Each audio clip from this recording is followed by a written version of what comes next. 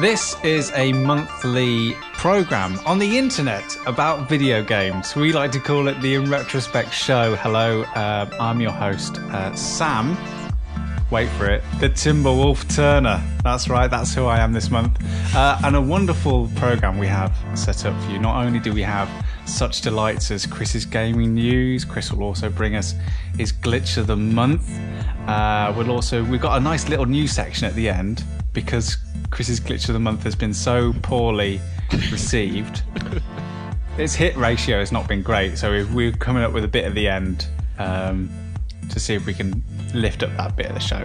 And we've also got a very special guest who's sitting right next to me. I'll introduce him in a bit, but first I'll introduce everyone else who's here on the programme. We were also joined by Peter, the whirling Zapomatic Willington. Hi. We've got Chris, Dr. Doom Darby. Yeah. Hello. I mentioned the special guest beside me. I'll introduce him first, just before we're done. Professional. Slick. It's Tom the Polymorph Percival. Hello. And finishing off is Dan the Fairy Dragon Frost. Nice. I'll take that, to be fair. Actually, in Hearthstone, the Fairy Dragon's pretty powerful. So, I'll take Spoiler. that. Spoiler. Yes, the keener ears amongst you would notice that those are all names of cards used in the popular Blizzard card game called Hearthstone, which we are playing for free play this month. But before we talk a little bit about that, the clocks are striking, the ticker tape is rolling, and hark, it is Chris's gaming news. Bong. Parents learn to talk games. Okay.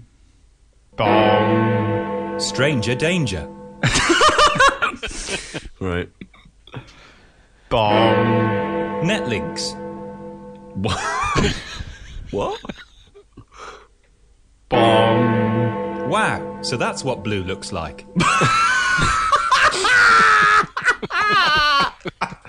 Okay, Stupidest one yet.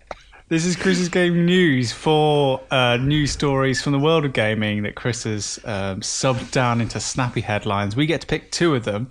Tom the Polymorph Percival, as you're our special guest for this edition, you get to pick one headline from one of those. Which one? I think I'm just going to have to ask, what is wow, that's what blue looks like then? Okay, good. I'm glad you picked that one. Go on, Chris.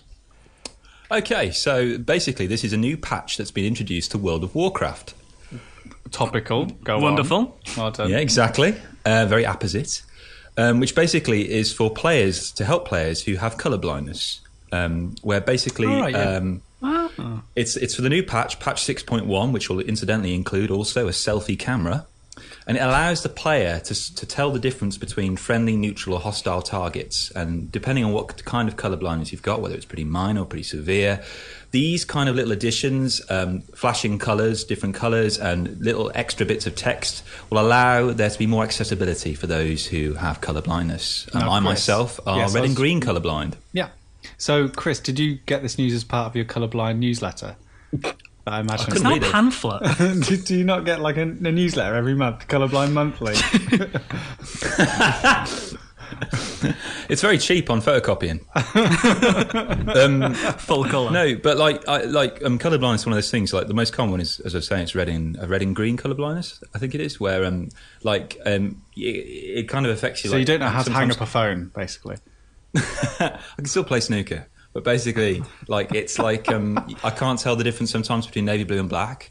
And I've got this hoodie, for example, that I've had since I was 18. It's my big hoodie that's got the number 24 on it. And for years, I thought it was, I thought it was grey. And I was like, I said to my girlfriend, "Can you hand me my grey hoodie?" And she says, "You haven't got a grey hoodie." So what? And she said, "It's green, Chris." I totally thought you were going to go a different direction there and say, I thought it was 24 and then it was actually 72.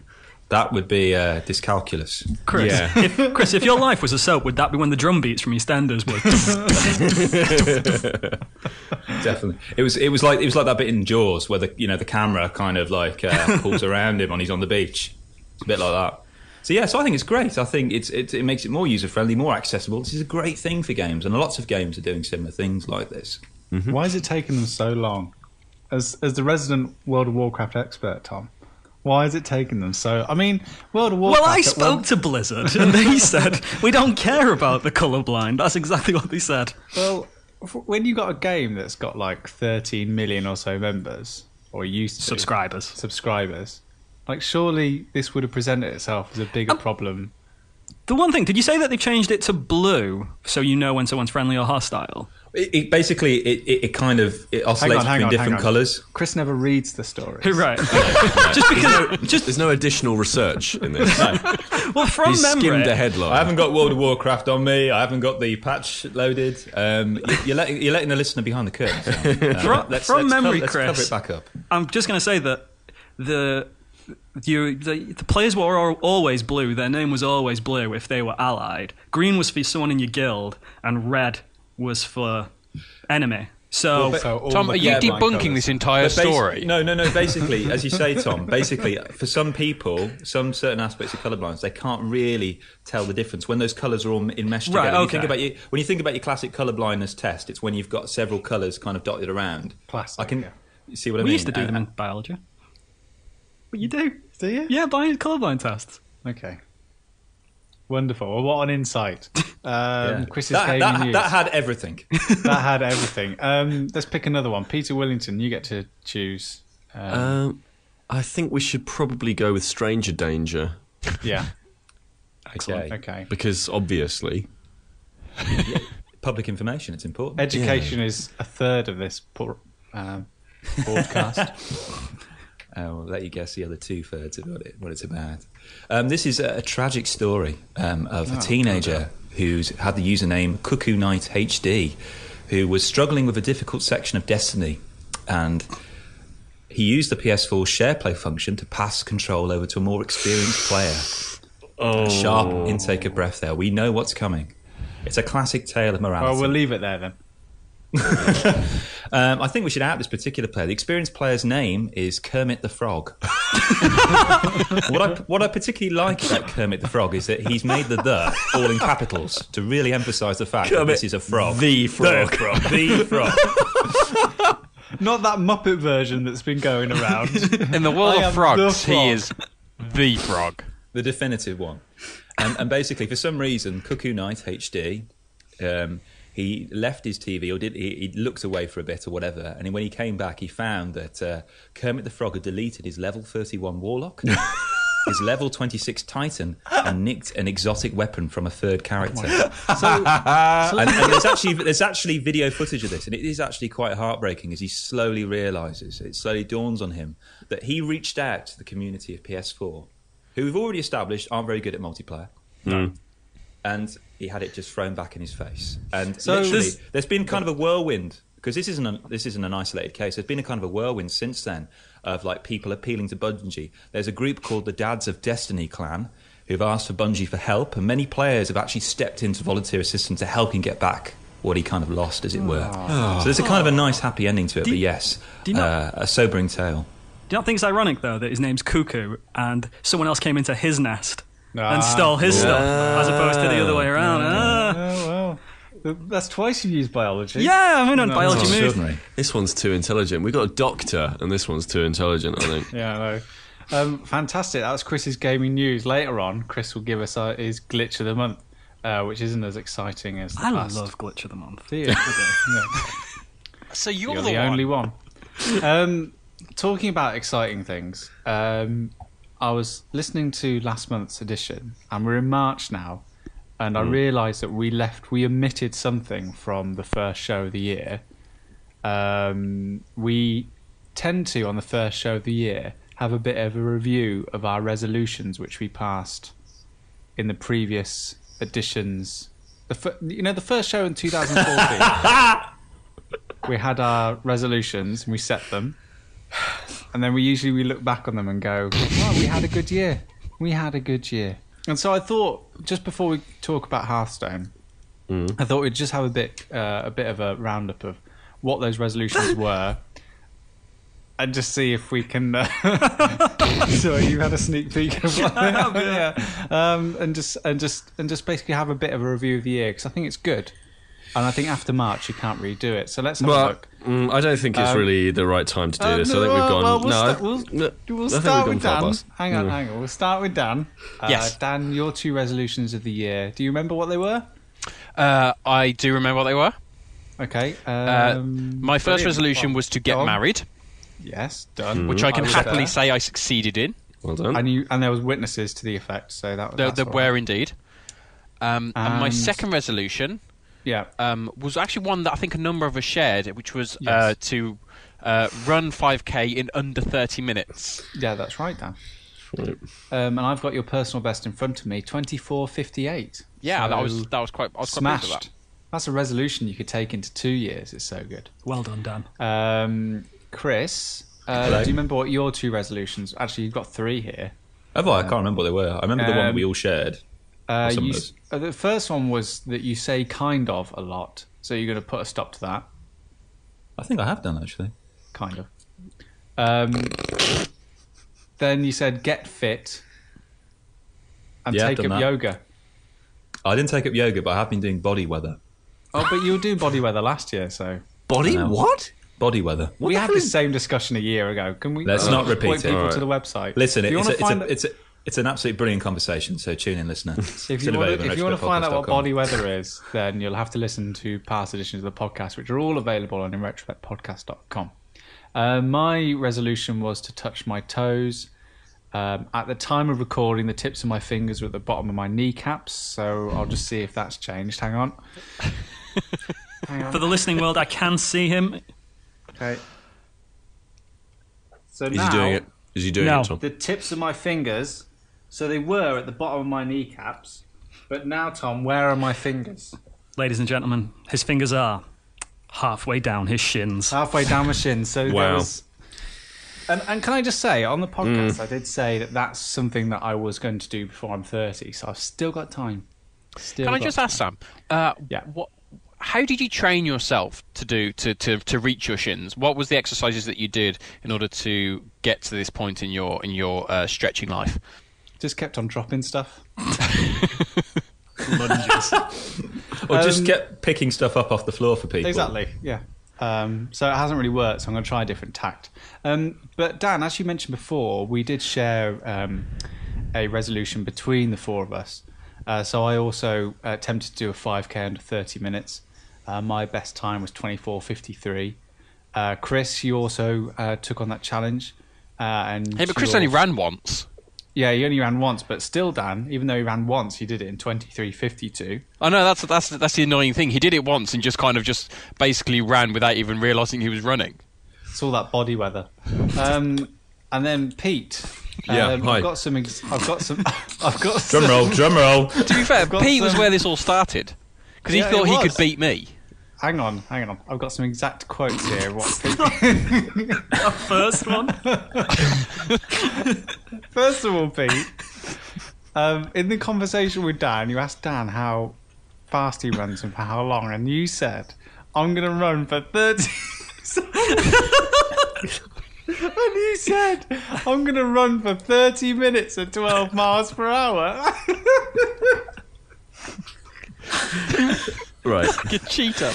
Well, that might have the Terminator. That might have been unrealistic. That was eventually revised down to 12 kilometres per hour. And this was encapsulated in the following phrase. And these are your exact words verbatim. At the end of 2014, I want rock hard abs, and I want Dan to poke them. Tell us, Peter. Yeah. Well, How did you get on? What about the other sort of New Year's resolutions that I said I'd keep? Like, for example, I totally made sorbet in the end. After 2.5 years. Yeah. How long does it take to freeze water? It's not just freezing water. There's way more. Well, there's to lemon. It. Sam, can I just what was Pete's Did Pete enter any times at all? Hang on a second. I'll just consult the record. It may take a while. Lest we forget, that was that incredible episode. It was one of my favourite episodes of the year when Pete talked about how he went and bought running shoes and how he nearly ended up buying running spikes to run on concrete. And didn't he then basically go out and sprint for 10 minutes before nearly collapsing? I think. And then came home and threw up. Yeah, nearly threw up. You did that twice, didn't you, Pete? Yeah, did nearly. I went out. I gave it a damn good go, and like a foolhardy person who hasn't really exercised that often, nearly vomited a couple of times. Then started going out. Then left it for a little bit. Then started going for walks, and then 12-mile-per-hour walks, and then kind of. Things sort of dragged to a close, really. But it was good, and I feel like maybe that's something that I'll have to deal with at some point soon. My level of fitness. But the official line on it is that Peter Willington's 5K, no time recorded. No time. Yeah. So at no point did he do a 5K. I don't think I've walked 5K all year. Combined. Collectively. I don't think so. Yeah, because you've got quite a short commute to work, haven't you? It was like across the hall.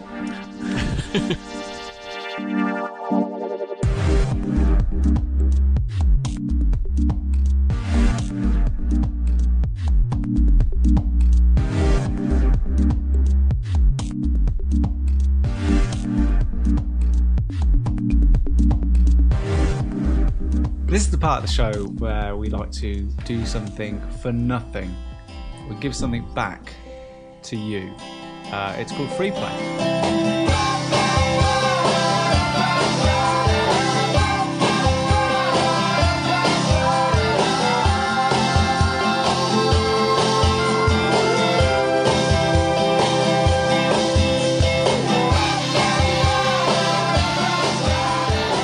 This month on Free Play, we're heading into the pub of Hearthstone, and laying ourselves gently against the hearth as we delight ourselves in the company of a very... Is he large? Is he a large man? I imagine him being a large man. The innkeeper. Yeah, he's fat. Yeah. I imagine him as a dwarf. A dwarf. I think he's fat, but he's small. Dan, bring your microphone down. I think he's fat, but he's small. He's fat, but he's small. Yeah, like a dwarf. Like a dwarf, yeah. Dan. Yeah, that's what I'm saying. I'm in agreement with Tom. Thank you, Dan. Just stout. Yeah, anyway, like a beach ball. So we're playing Hearthstone, the very popular free game made by them scamps at Blizzard. Previous games that they've made you might have heard of include StarCraft 2, and World of Warcraft. So we decided to play this because basically I wanted to, and because it's great. It's available on PC, iOS, and some Android tablets.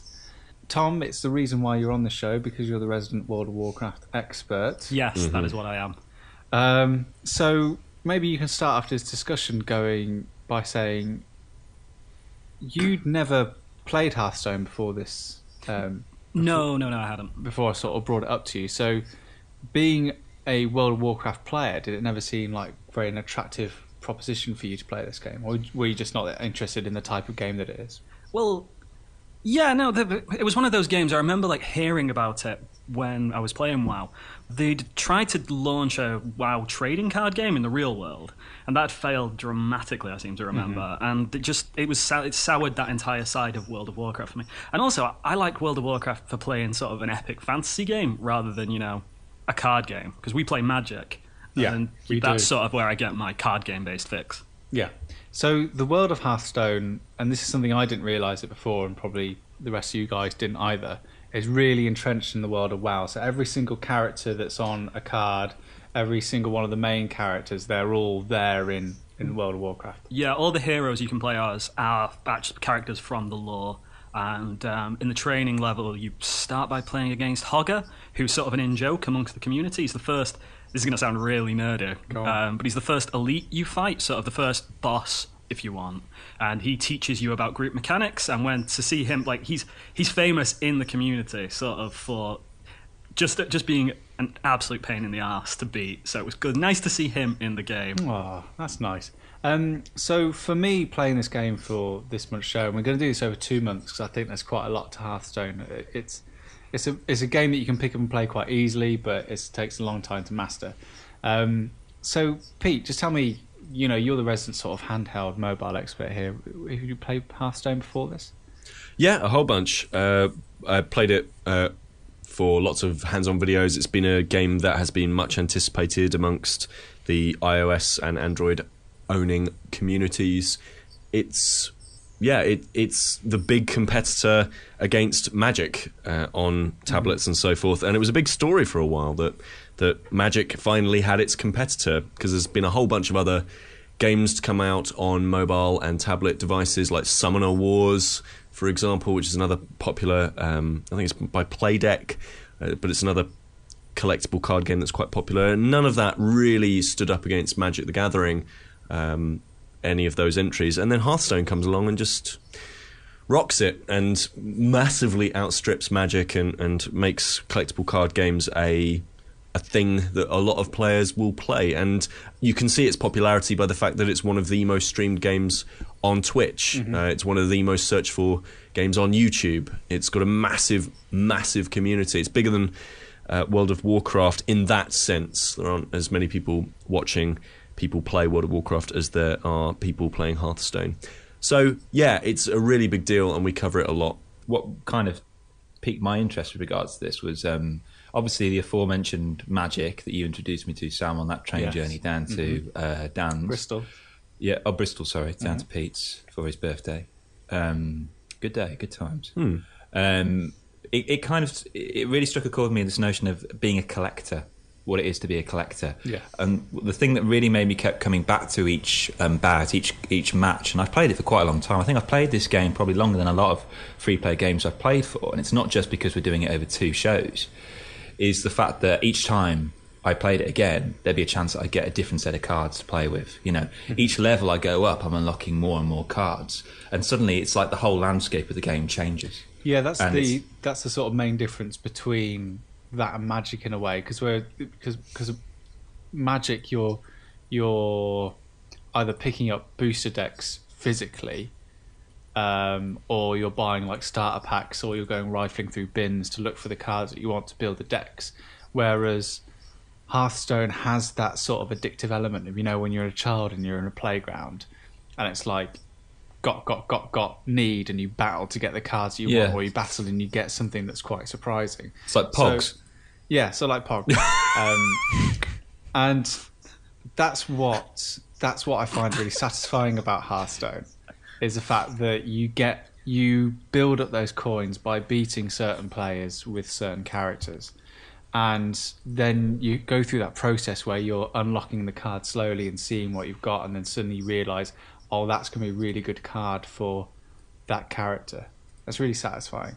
In some regards, I don't think it really works, which we'll come on to it later, but on a sort of base level, that sort of satisfaction of unlocking stuff and collecting things, that's just great. As we've discussed on this show before, I'm not a huge fan of Magic. When you've tried to get me kind of involved in it before, and it's just not really worked for me. And I don't think try. Well, no, you tried to get me interested, and you showed me how I watched you play and stuff like that, and I had no interest for it. Did you play any of it? Anyway, moving on. Did you play any of it? Yeah, did he you play didn't, did he? any of the Magic game?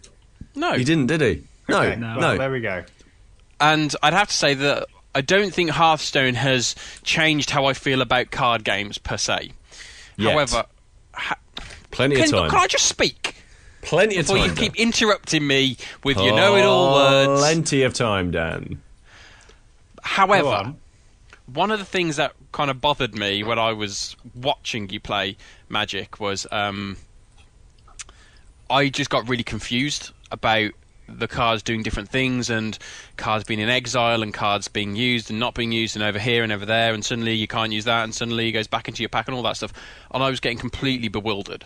So for me, Hearthstone worked a hell of a lot better because basically the computer tells you what you can and can't use, and it tells you when you've used up a card or something like that, and it highlights exactly what you can do, and if you've got some cards left that you can use, it'll kind of highlight them to you, and that's what I really liked about it. Now, one of the provisos that you gave us, Sam, when playing this, so we could get kind of a good understanding of it, was that we had to get 2 characters up to level 10, and I think we've all done that, and I know I have, and so that has meant I've put a lot more maybe time into it than I usually would have, and I have developed more of a affection for it over time. It's still not something that I'm going to constantly be going back to, because I just honestly think it's a type of game that doesn't work for me. I can't think of anything wrong with it, and I look at it and say everything works. The gameplay's fine, the mechanics are fine. I like the humour of it. I like the way it all works, the strategic. All those elements are great. It just doesn't really work for me, and that's kind of where I come from. Now, what I haven't done a lot of is playing against people. What I've been doing is playing against the computer. So that may change, either for good or for ill, when I start playing other people. So that's something I'm looking forward to experiencing more.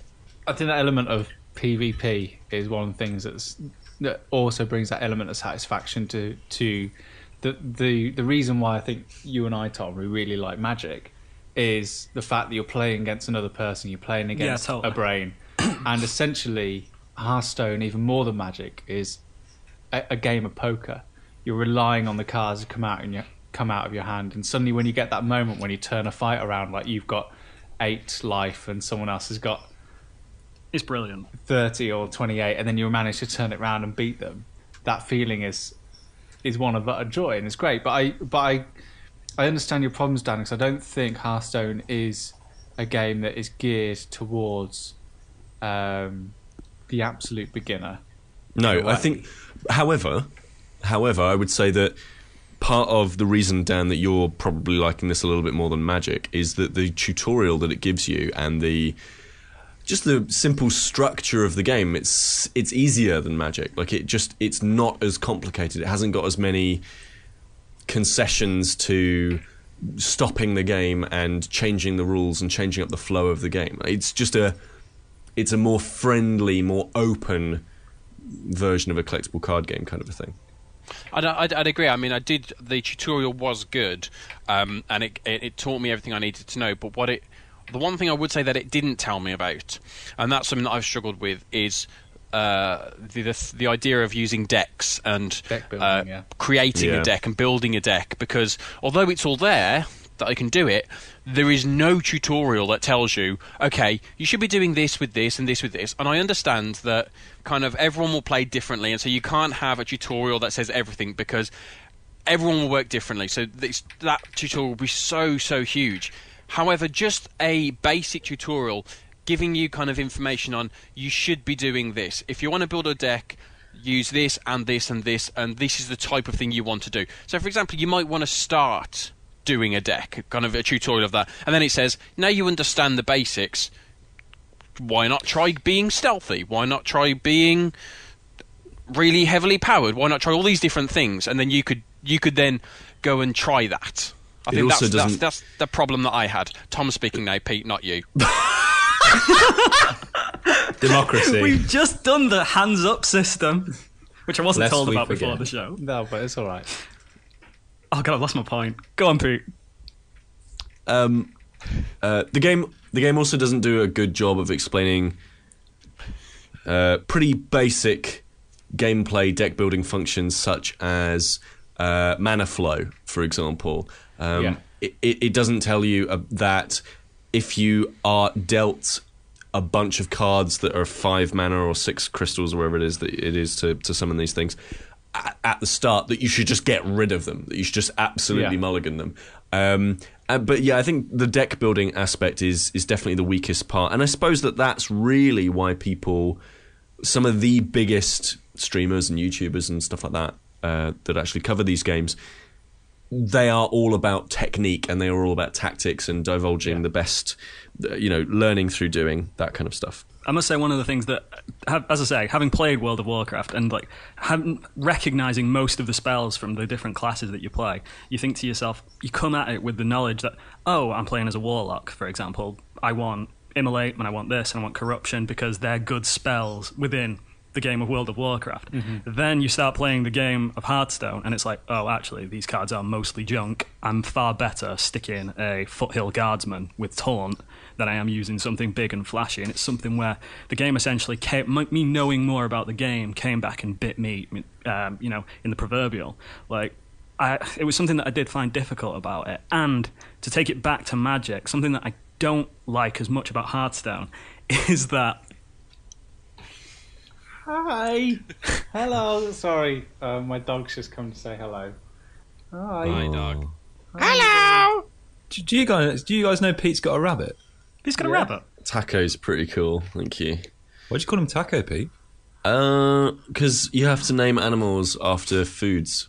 Like Poppy and Opium. What, only in Bristol? I've never heard that before. No, you have to. That's, if you think about it, that's how absolutely every single one of the animals that I've ever been around in video games or in other formats have been named after animals. Coleslaw, marmalade.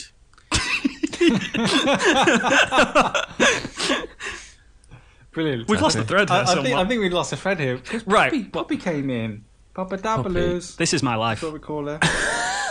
She's fantastic. This is your life. Sam, do you want to go out tonight? No, I'm sitting with Poppy. I will describe Poppy for everyone listening. She's a white, fluffy dog, almost cloud-like, with 4 solid legs. She's got Godzilla legs. Yeah, Godzilla They're legs. big and thick. And she's got a brown nose, a black nose, and 2 black eyes. And she's wonderful. Like piss holes in the snow. Lovely. Thanks for that image. God. Anyway, Hearthstone. Where was I? I don't know. I do. Something that I don't like about Hearthstone, to take it back to Magic again, before Poppy came in, is that Magic. I love building decks in Magic. I think it's half the fun, and I'm one of those people who goes online and hunts down specific cards to build a specific deck. Like Chris has played me Magic, and you've played me, obviously. Yeah.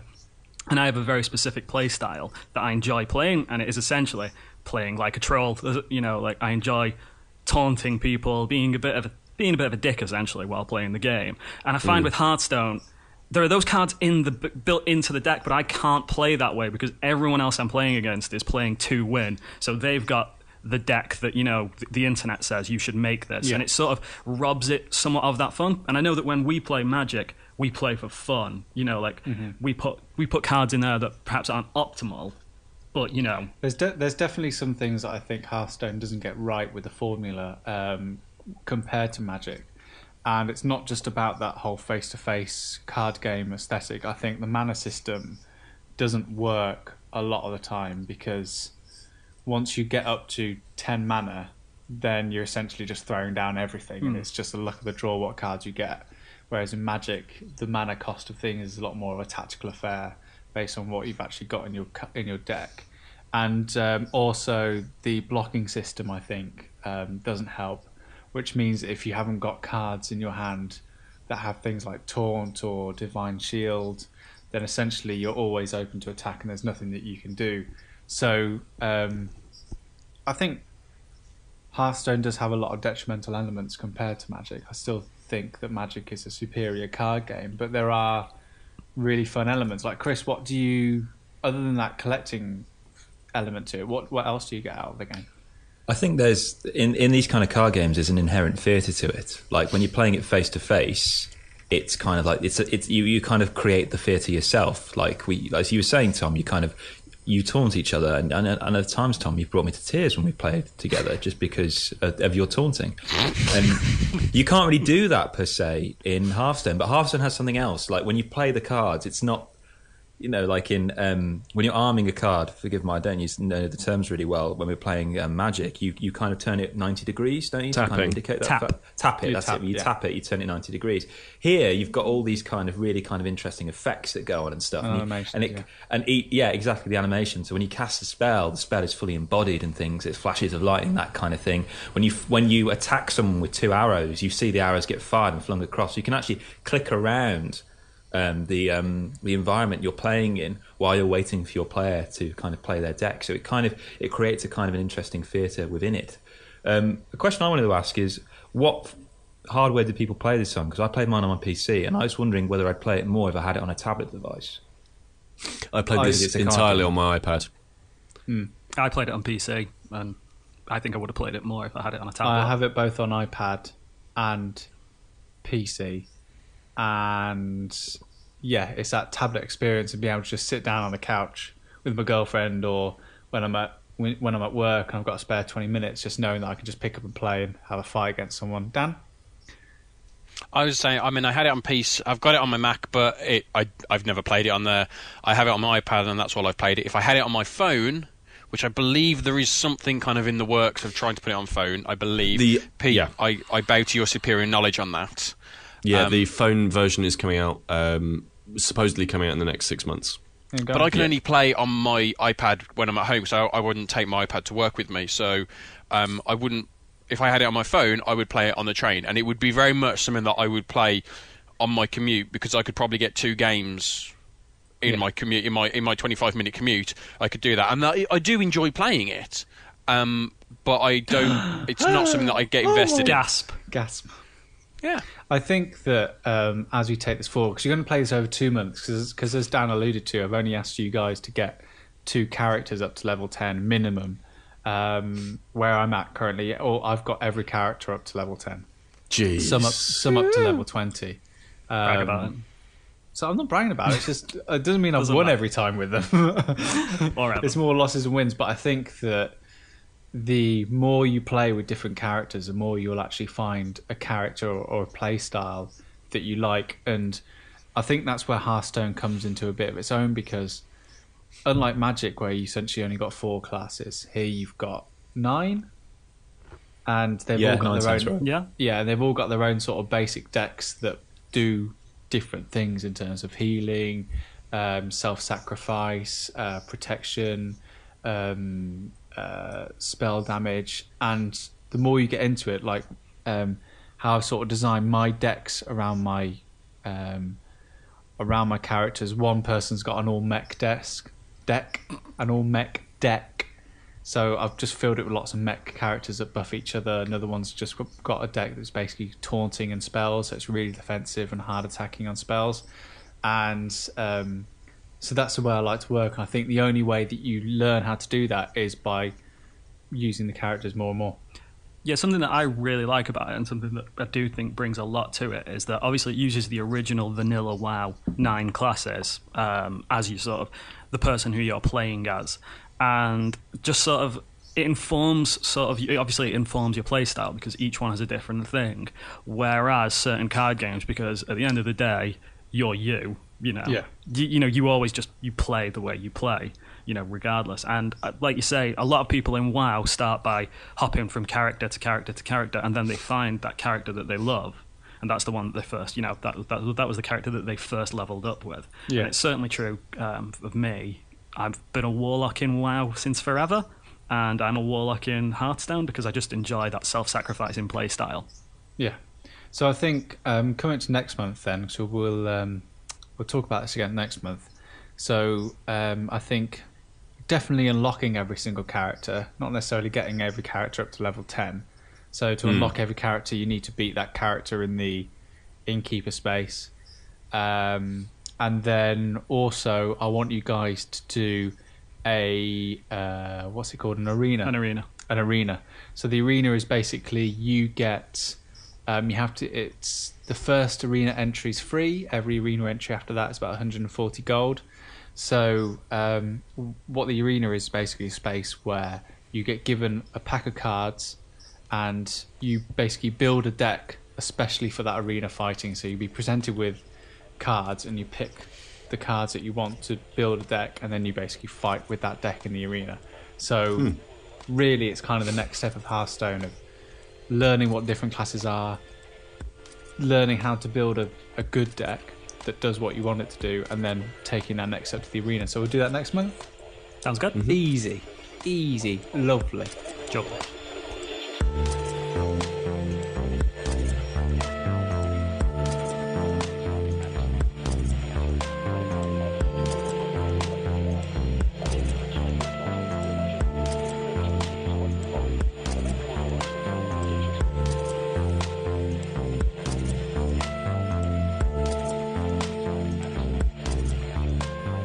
So as you head on to the end of the show, don't forget that big, massive surprise coming up on how we're going to finish this show, because the item we've got next, well, it's been nothing but disappointing. Well, we've had one good one. Yes, no, it was all right. Are we all ready for this? It's all right. Chris, are you ready? Does a Pope have a balcony?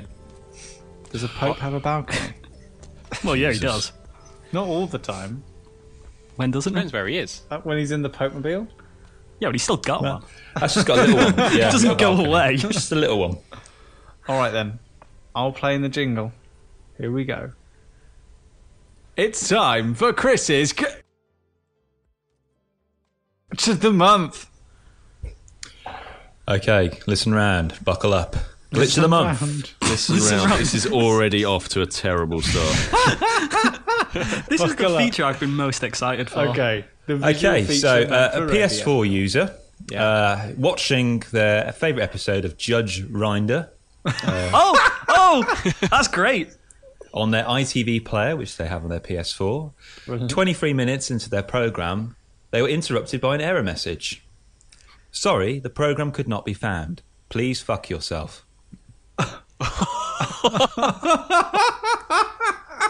What? Oh my god, Chris, you've knocked it out of the park this month. This is actually good.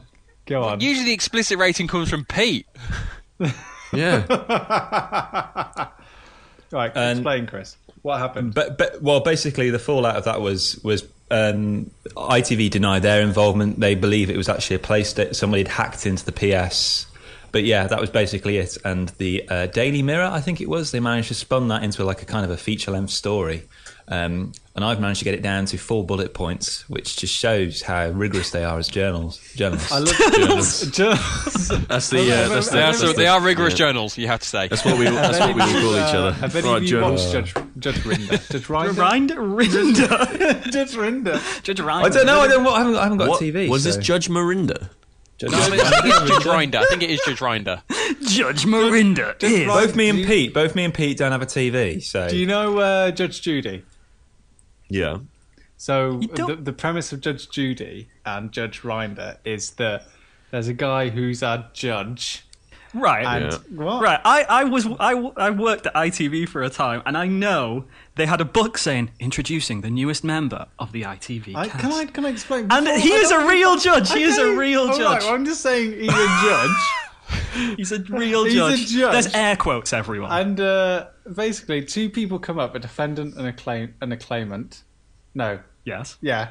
You know, a really sort of petty thing that they don't really want to take to court. So basically, this one guy. It's not like murder and stuff like that. No, it's not like murder. Right. Oh, okay. And so basically, this guy, Judge Rinder, he just passes judgment in a sort of chat show. It's like Jeremy Kyle, but with a judge, in a wig, more money involved. It's Jeremy Kyle, but with power. Well, yeah, exactly. So that's the kind of thing. So they have like emotional people on it who've lost dogs and stuff like that. The one episode I watched, this woman lost a dog. She went to court. What legal recourse was she seeking? Oh God! Do I really have to go through the whole story? Did she lose a dog in the court? Confusingly, it started off with she bought a dog from a guy who turned out to be a woman, but they kept on referring to the woman as a guy and called her Butch. So I just thought personal attacks. Fair enough. What do you mean it's personal attack? No. On the woman, Butch. But she obviously wanted to be referred to as Butch. Right, okay. And she sold a woman a dog. But what happened was the dog ended up affecting her husband's asthma, so they had to get rid of the dog. So she posted on Facebook that they were selling the dog. So the owner came round and picked up the dog, and the person who bought the dog was under the impression that the dog had just gone off and that's it, forgotten, the whole story was done. But what happened is that the defendant thought that she was just lending the dog. She was just like renting the dog back until they found a proper home for her. So she was hoping to get the £200 back from when she first originally bought the dog, and the other person was claiming about £2,000 for feeding the dog while she was looking after it. And Judge Rinder, Rinder was basically judging it to determine where the money should go and who was right, who was wrong. And people watch this. I watched it, yes. Quality output from ITV.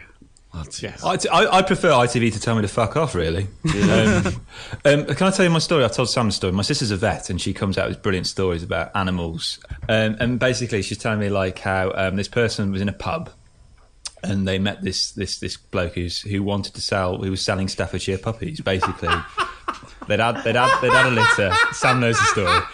They had a litter come out, and they'd had too many. They had too many puppies. Didn't know what to do with them, and they were like, "Okay, do you want one? Do you want one?" I said, "Okay, I'll buy a Staffordshire puppy." Brilliant. So he buys this puppy in this pub, and he then goes to the vet to get it all checked out and stuff like that and things. He's chuffed. He spent like, I don't know, £700-800 on this Staffordshire puppy pedigree.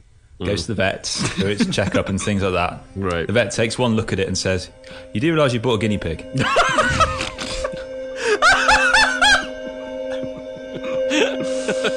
Brilliant.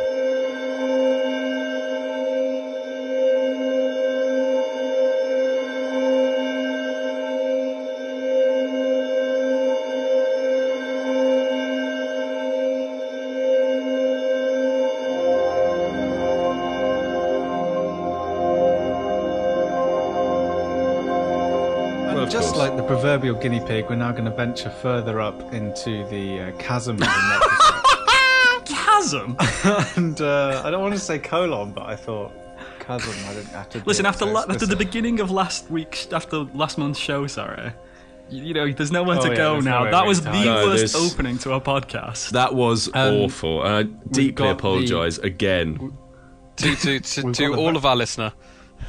We've got a very special ending now to InRetroSpect, because we thought, well, basically, I got an email from Pete telling me last month's show was great, but we really need to sort out the ending. So we've had a little think, and we're going to have a musical ending to the show. So each month, are we each picking a track, Chris? Is this how it works? Is this how it's working? Yeah, I asked Dan to find a track which basically was a video game theme or inspired by a video game that was in the public domain. So it was freely available, and we would give credit to that person, and we'd go out on a high, ending our show with a song.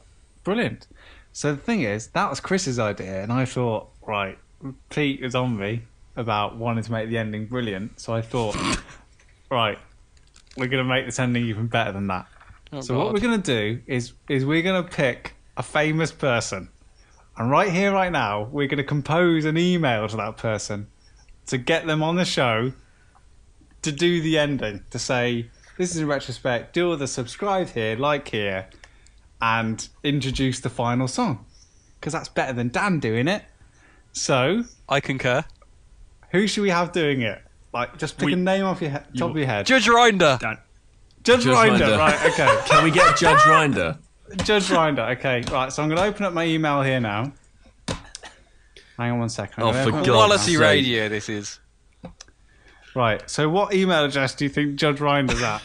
Judge.Rinder. You've written Jude. Judge.Rinder. No, hang on, isn't it Kermit the Frog? ITV.co.uk. ITV.co.uk, so that's his email address. Dear Judge. Yeah, okay. No. Dear Rinder. Hello. Do you mind if I call you by your first name, Judge? What was that? Do you mind if I call you by your first name, Judge. Right, what do I say next, Chris? We'll do a sentence each. Chris, what's next? Silence from Chris. Big fan of the show. Would it be possible for you to record?